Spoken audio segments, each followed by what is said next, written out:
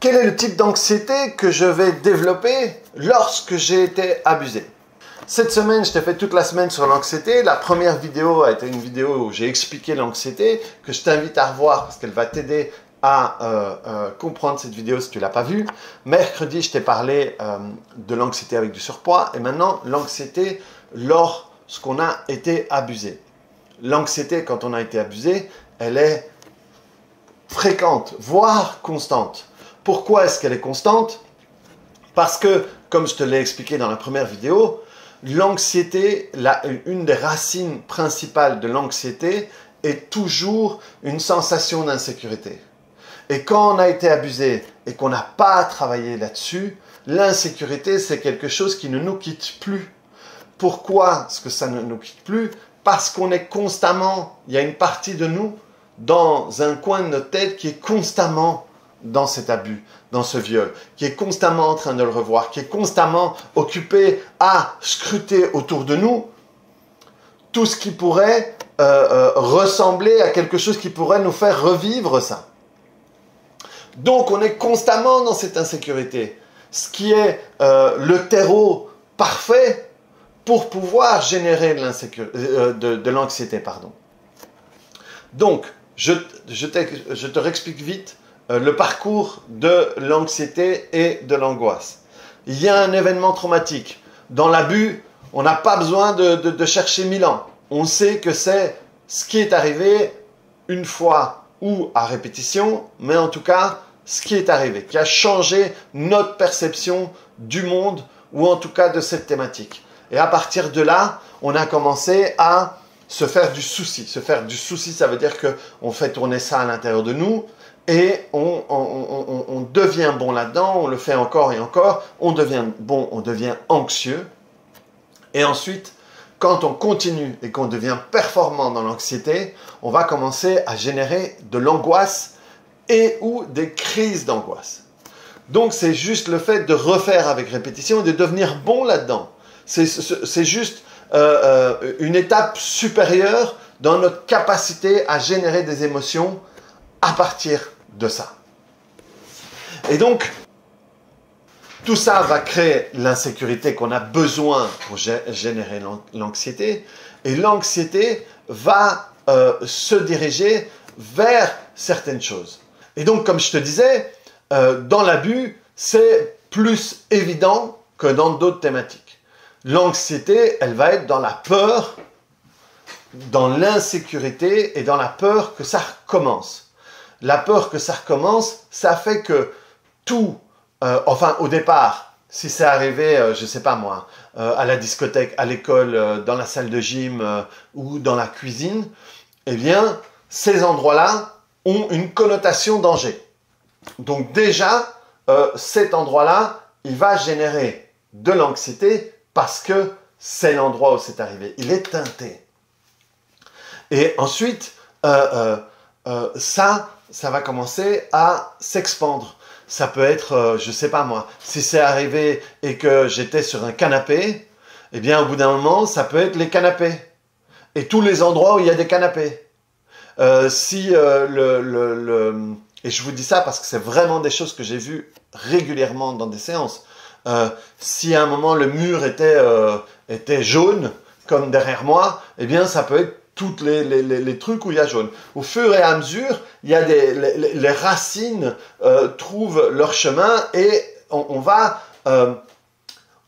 amplifier le terrain à ce moment-là de l'inconscient de protection, parce qu'il a la sensation que si je peux éviter ou si je peux générer de l'hypervigilance connectée à ça, je me protège. C'est ça qu'il croit. Je me protège parce que ces détails génèrent de l'insécurité. Donc, il faut que je m'en protège en créant de l'hypervigilance. L'hypervigilance crée encore plus d'anxiété. L'anxiété, on va aussi la générer par rapport à la peur de ne jamais pouvoir s'en sortir. Et je vais jamais pouvoir m'en sortir, surtout quand on a des spécialistes qui vont vous dire qu'il faut apprendre à vivre avec. C'est arrivé, il faut apprendre à vivre avec, vous allez vivre ça toute votre vie. Ça, c'est le genre de truc qui me met en colère. parce que c'est de la merde. N'écoutez pas ce genre de conseils-là. Les gens qui vous donnent ces conseils-là sont simplement des gens qui n'ont jamais vu ou qui ne sont pas capables d'aider quelqu'un à sortir de là. Si vous êtes dedans et que vous croyez ça, je comprends. Pourquoi? Parce que vous êtes saturé. Tout est saturé. Vous n'êtes pas dans une situation ou dans une position avec assez de calme pour prendre de la distance et pour pouvoir entrevoir les solutions. Surtout si c'est arrivé il n'y a pas longtemps ou si vous êtes constamment dedans à l'intérieur de vous. Donc que vous le croyez, parce que tu le crois, parce que tu es là-dedans, c'est normal. Par contre, quelqu'un qui est censé t'aider et qui te dit ça, c'est juste parce qu'il n'est pas capable de t'emmener ailleurs. Je l'ai fait des centaines de fois avec des clients. Je peux te dire que on peut sortir de là. Et c'est même plus facile que tu le crois quand quelqu'un sait par où t'emmener. Un autre endroit qui peut générer de l'anxiété, c'est la peur d'être jugé si ça se sait. Ce sont des choses que la plupart du temps on garde secret parce qu'on ne veut pas que ça se sache, parce qu'on ne veut pas qu'on nous regarde comme la personne qui a été abusée. Et c'est normal, c'est normal. Et comme la personne qui a été abusée, ou comme tout ce qu'on peut, le problème c'est que notre cerveau dans ces moments-là, il va développer plein de trucs moches, comme la personne qui l'a cherché, comme la personne qui aurait pu faire autrement et qui ne l'a pas fait, ou comme la personne qui accuse l'autre alors que ça va avoir un impact sur sa vie. Toutes les conneries qui se disent à ce moment-là. Mais à l'intérieur de nous, ça va être plutôt la peur d'être jugé si ça se sait, la peur d'être mal vu si ça se sait. L'anxiété qui découle de ça, c'est être une victime potentielle encore si ça se sait. Donc cette pensée-là génère de l'insécurité. Et l'insécurité génère encore plus d'insécurité. La peur de ne pas pouvoir se défendre si ça recommence. Parce que quand ça m'est arrivé, j'ai été complètement le terme ne revient plus, mais je pouvais pas bouger. J'ai eu tellement peur, mon cerveau, surtout si ça a été fait avec de la violence, mon cerveau, il a eu peur, il a cru que j'allais mourir, et donc il s'est figé, et il a laissé faire. Et donc à ce moment-là, en plus, je crois que je ne suis pas capable de me défendre dans ces situations-là, et donc, si ça se sait, je suis une victime potentielle, et si je suis une victime potentielle, je ne vais pas pouvoir me défendre si ça recommence. Tout ça génère encore plus d'insécurité, et donc encore plus d'anxiété. Et là, j'arrive souvent à des niveaux d'anxiété où l'angoisse et les crises d'angoisse ne sont pas loin. Tout ça, je t'assure, tout ça se travaille.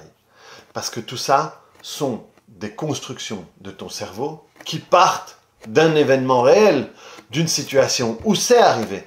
Et même parfois, je peux te le dire parce que je travaille là-dessus, sur des situations qui ne sont pas arrivées. Parfois, il y a des gens qui viennent me dire j'ai la sensation d'avoir été violé, mais ça n'est jamais arrivé. Parfois, ça peut venir d'un rêve qui a été tellement réel que mon inconscient a dit « c'est arrivé ». Parfois, ça peut venir d'un film qui m'a traumatisé. Il y a énormément de choses. Le nombre de gens sur qui j'ai travaillé sur des phobies de l'araignée parce qu'ils ont vu Arachnophobia. Et ça ne leur est jamais arrivé. Parfois, il y a des choses qui sont tellement bien décrites dans des livres, avec tellement de détails, que tout d'un coup, la personne est traumatisée par ce qu'elle lit, par ce qu'elle voit, par ce qu'elle entend. Et donc, à ce moment-là, on peut développer tout ça, même si ça ne t'est pas arrivé. Alors, quand ça t'est arrivé, quand tu as été violé une fois ou à répétition, le fait que tu développes ça, on va pas dire que c'est presque normal, mais c'est logique, ça a du sens. Ok, on peut comprendre facilement que tu développes tout ça. Mais le but, c'est faire le chemin inverse. Ça veut dire que, ok, tu as l'angoisse finale, c'est ça. Ok, comment tu l'as créée? Par quoi tu passes?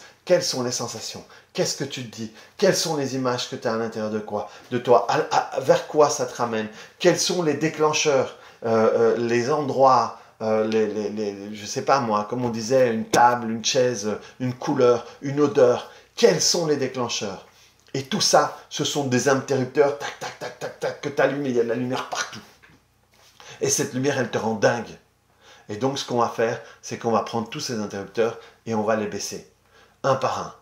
Et tout d'un coup, tu vas être en face d'un fauteuil, tu vas être en face d'une cuisine, tu vas être en face d'un homme grand, brun, avec une moustache, machin, et tu ne vas plus être déclenché. Si tu n'es plus déclenché, tu ne génères plus d'insécurité. Donc, pour ces détails-là, tu ne génères plus d'anxiété. Et si l'objectif final, c'est pouvoir faire la paix par rapport à l'événement qui est arrivé, à ce moment-là, tu ne génères plus d'insécurité. Tu n'as pas peur d'être en danger. Tu n'as plus peur que ça recommence. Tu n'as pas peur de ne pas pouvoir t'en sortir, ne pas être capable de te défendre si ça recommence. Parce que tout ça, tout ce que je t'ai décrit dans cette vidéo, ce sont les dominos de 2 à 250. Hein, c'est le jeu de dominos, tu en fais tomber un, il y a tous les autres qui tombent. Et bien ce que je t'ai décrit dans cette vidéo, c'est tous les dominos qui sont après le domino 1. Si tu retires le domino 1, le domino 2 ne tombe pas, le 3, le 4, le 150e, le 320e ne tombe pas. Donc, si tu travailles sur la manière dont l'abus ou les abus sont encore présents à l'intérieur de toi, eh bien toute la suite ne continue pas.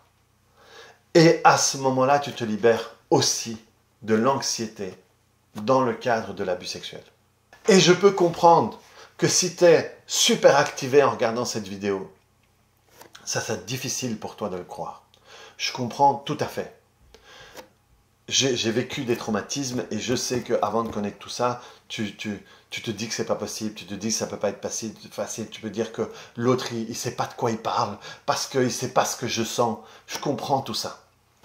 Mais je peux te dire, parce que j'ai travaillé sur des centaines de personnes qui ont vécu ça, que tu peux te libérer de tout ça. Mon but, c'est aider les gens comme toi, qui sont enfermés dans une cellule depuis qu'ils ont été abusés, à sortir de cette cellule et à pouvoir être libres à nouveau. Et c'est pour ça que moi, quand je propose mon accompagnement, moi j'ai un accompagnement qui dure 1 mois. Et en 1 mois, j'aide les personnes qui ont été abusées à sortir de là. Et le résultat, je t'assure, le résultat est garanti ou remboursé. Pour te dire à quel point je suis sûr de la méthode que j'utilise. Le but, c'est que tu puisses récupérer ta vie. C'est que que ta vie ne soit plus une vie qui fasse honneur à ce que cette personne t'a fait, mais que tu puisses te faire honneur à toi en récupérant la liberté dans ta vie. C'est ce qui compte. Et pour moi, toutes ces vidéos, elles sont importantes pour que des gens comme toi puissent récupérer l'espoir que la vie est différente. Si tu le fais avec moi ou pas, voilà, ce serait la cerise sur le gâteau. Mais pour moi, si ça te ramène l'espoir qu'une autre vie est possible, mon boulot est fait. J'ai fait ma journée. Ma vidéo a servi à quelque chose. Donc ici, je te parle de l'anxiété, mais en finalité pour t'expliquer tout ça. L'anxiété, de nouveau, c'est la 25e couche. En dessous, il y a plein de couches. Et si la première couche n'existe pas, s'il n'y a pas de farine, il n'y a pas de gâteau, quoi. Donc, le fait de travailler là-dessus va tout changer. Et si jamais tu as un doute, et si jamais... D'abord, si tu ne l'as pas vu, je t'invite à voir la première vidéo que j'ai faite sur l'anxiété, en début de semaine. Ça va te permettre de comprendre tout un tas de choses. Mais si tu as des doutes que ce soit possible, je t'invite à voir cette vidéo où c'est Sabine, une cliente, une élève, et voilà, c'est quelqu'un de proche, c'est quelqu'un que j'apprécie beaucoup parce qu'on a passé beaucoup de temps ensemble et on a vécu des choses ensemble parce que je l'ai accompagnée dans ce processus-là. Dans cette vidéo, elle fait un témoignage et elle t'explique comment est-ce qu'elle s'est libérée totalement de l'abus qu'elle a vécu. Et je la remercie encore d'avoir fait cette vidéo pour que des gens comme toi, vous puissiez voir ça. Et vous puissiez vous rendre compte que ça est possible. Voilà les amis, si ça vous a plu, cliquez sur le bouton j'aime, n'hésitez pas à vous abonner, à mettre des commentaires et à aller voir les autres vidéos. Ciao, à lundi pour d'autres aventures.